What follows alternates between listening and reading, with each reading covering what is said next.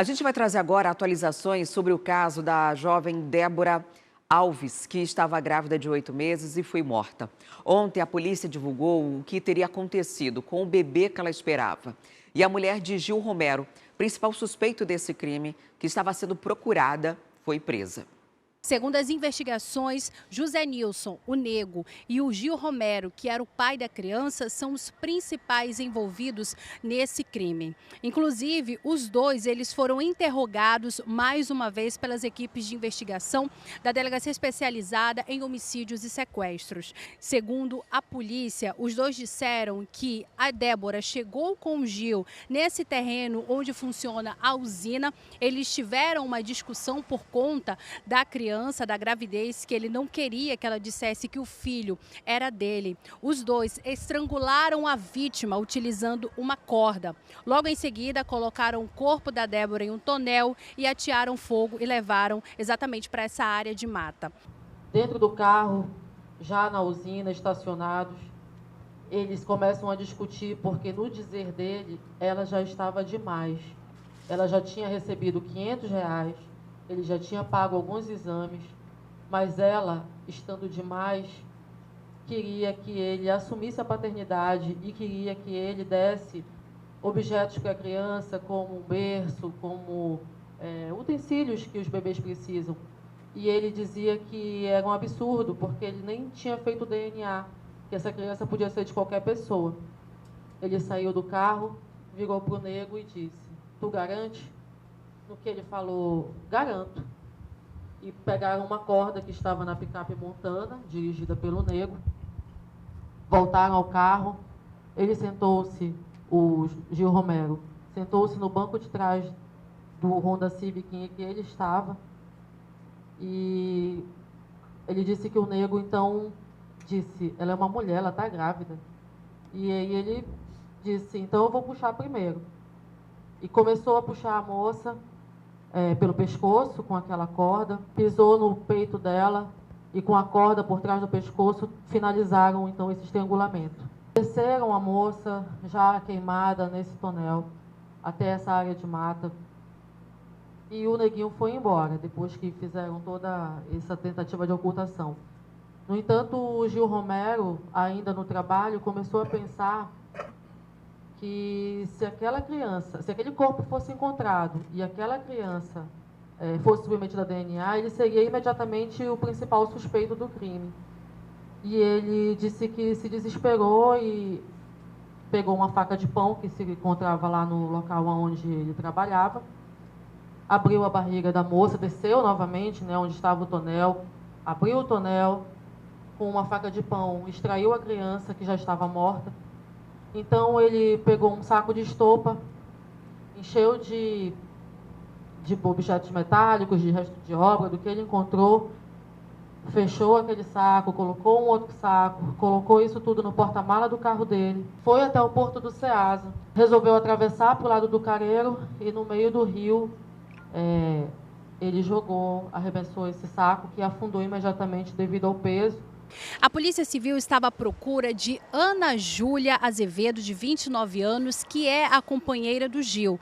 Inclusive, a Justiça havia expedido mandado de prisão temporária contra ela. Ela se apresentou na delegacia na manhã dessa quinta-feira, mas durante a coletiva, a Polícia Civil disse que, nesse primeiro momento, a Ana Júlia ela não teria participação na morte da Débora. Inclusive, ela disse para a polícia que, depois que o crime aconteceu, o Gil chegou com ela e disse que tinha cometido uma besteira e precisava sumir por algum tempo. Foi exatamente quando ele fugiu. Após a prisão do Nego, após a descoberta do cadáver da Débora, foi que a Ana Júlia, passou ali a se comportar de maneiras estranhas. Ela não foi mais vista, não conseguimos mais falar com ela e, analisando o depoimento dela inicial, observamos ali que estava totalmente fora de tudo aquilo que nós já tínhamos de informação naquele tempo.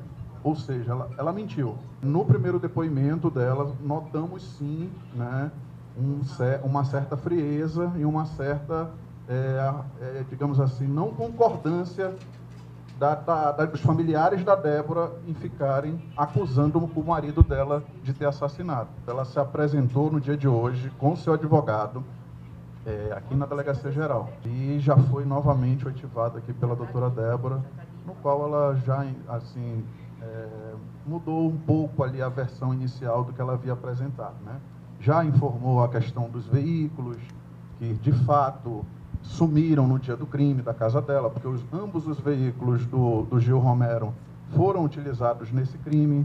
Então, ela já contribuiu ali com as investigações. Nós, da Delegacia de Homicídios, entendemos que ela não é de pouca utilidade agora para os fins de investigação.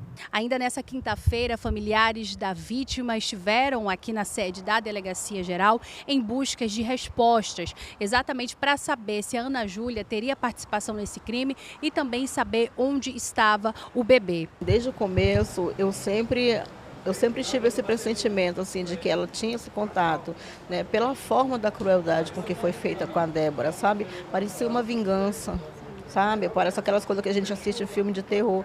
Mas eu sempre achei que ela tivesse contato porque, assim, mano, tu tem um companheiro, tu vive com ele, acontece tudo isso,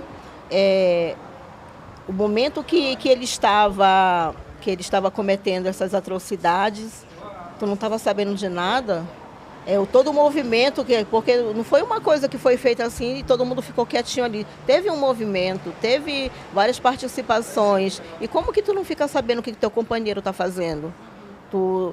Na hora que os meus sobrinhos foram lá questionar dele no domingo à tarde, ela estava lá. E quando ele se atrapalhava, quando ele ia falar alguma coisa que ele se atrapalhava, ela tomava frente e tomava partido e respondia às indagações dos meus sobrinhos. Então, eu acredito que ela já sabia de tudo, sim. E eu acredito que ela estava envolvida e eu acredito que ela é a mentora de tudo. A partir de agora, José Nilson Nego e também o Gil Romero Machado, de 41 anos, eles vão responder por feminicídio qualificado e também aborto.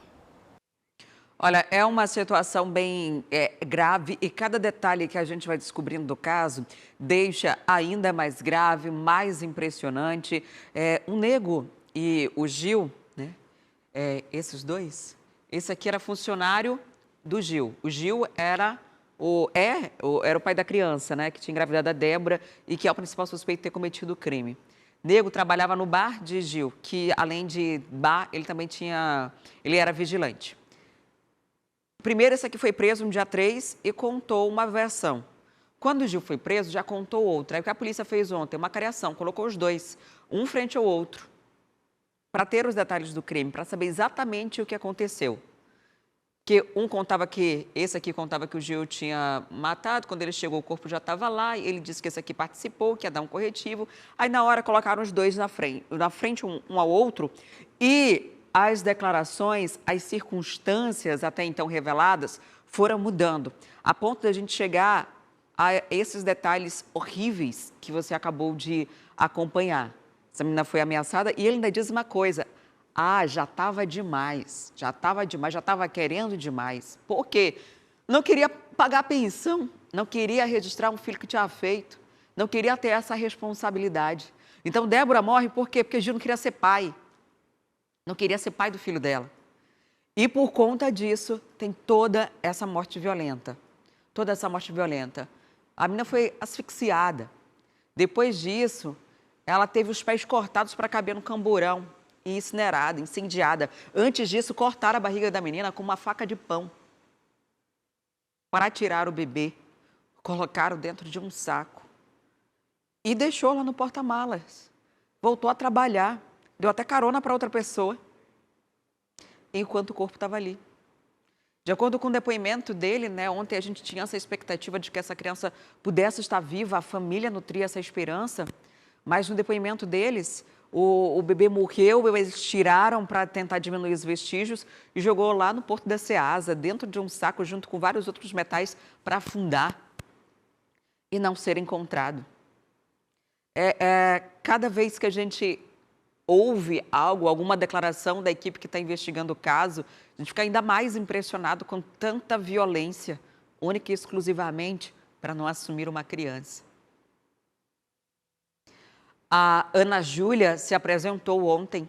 Como você viu agora o delegado falando, ela não é interessante nesse momento da prisão, nesse momento da investigação. Ela acabou tendo a prisão decretada pela Justiça porque mentiu no primeiro depoimento, quando a Débora ainda tinha desaparecido. Tinha várias coisas que não batiam, mas se apresentou ontem, acompanhada do advogado, e aí a equipe de investigação entendeu que nesse momento ela não é importante. Pode ser que lá na frente tenha algum tipo de envolvimento, mas até aqui se conclui que ela não participou diretamente. Inclusive, ontem chegou a colaborar com a polícia, dando algumas declarações que incriminam Gil. Mas, no primeiro momento, tinha sido bem diferente disso. A gente se revolta, né, ao saber todos os detalhes desse caso. Agora, você imagina como é que fica a família. E a família, depois de descobrir todos os detalhes de como Débora foi morta, eles agora pedem mais aprofundamento nessas investigações a respeito do crime. Um questionamento dolorido que teve uma resposta na tarde de quinta-feira, durante coletiva de imprensa realizada pela equipe de investigação da Delegacia Especializada em Homicídios e Sequestros. E é exatamente por isso que já estamos aqui com o seu José, que vai falar um pouco mais para a gente como que foi a família receber essa informação diante aí de um questionamento muito dolorido, né? Onde está o bebê? Um questionamento aí que a família se perguntava a todo tempo. Como foi, seu José, para o senhor receber essa notícia, essa informação na tarde de quinta-feira? Foi muito doloroso. A gente esperava encontrar o Arthur, né, com vidas, e não encontraram, mas também não afirmaram que ele esteja lá, porque pela a trajetória que ele fala, do trabalho onde ele fez todo o crime, da cena do crime até o porto da Ceasa, é uma faixa de uns 4 quilômetros. Queria assim que eles falassem, olha aqui a imagem, ele passando aqui, ó.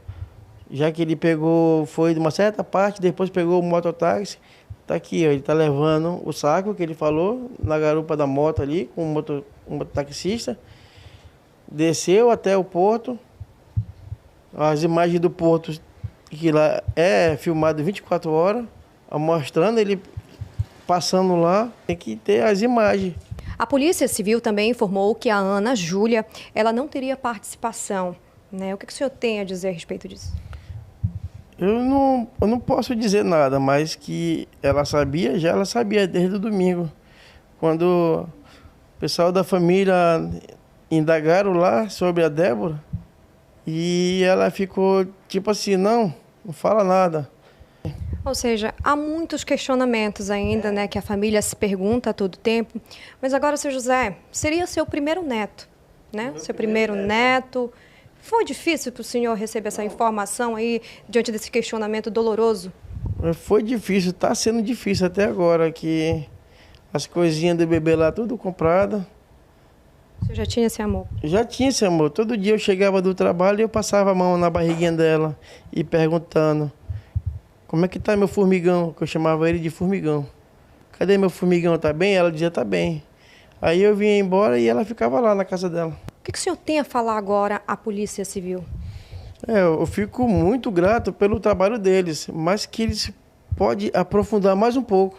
Seu José, muito obrigada pelas informações e, mais uma vez, nossos sinceros sentimentos a toda a família. Obrigada por o senhor também falar com a imprensa, né, ter essa sensibilidade diante de uma situação tão difícil para a família. Muito obrigada. Cheguei a conversar também com a tia da Débora. A tia da Débora relatou que, nesse primeiro momento, a mãe, né, dela, a dona Paula, ela não vai se desfazer de nada do bebê, não vai fazer doação. Tentamos conversar também, mas a gente entende toda essa dor também da dona Paula, a mãe de Débora. Muito triste, né? E obrigado à família ao compartilhar a história com a gente, mesmo no momento de tanta dor, né?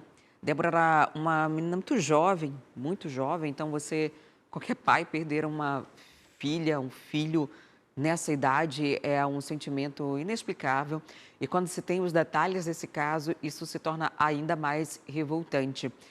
Nos detalhes dados pelo delegado, depois de já ter cortado os pés, asfixiado, cortado os pés e incendiado o corpo de Débora, incinerado o corpo dela, Gil voltou até o local para cortar a barriga e tirar o feto, né? Tirar o bebê e depois fazer o que fez. Ou seja, não foi uma coisa agindo por emoção, uma briga, e aí empurrou, morreu. Não, foi algo premeditado, foi algo planejado, foi algo sem nenhum tipo de escrúpulo, sem nenhum tipo de dó, né, em relação a Débora. E a família agora pede por justiça. É possível que tenha envolvimento de uma outra pessoa, né? Que a polícia agora está também nesse processo de investigação para tentar identificar quem seria essa quarta pessoa que pode ter envolvimento com o crime. A gente vai seguir acompanhando e, mais uma vez, presta aqui a nossa solidariedade a toda a família de Débora.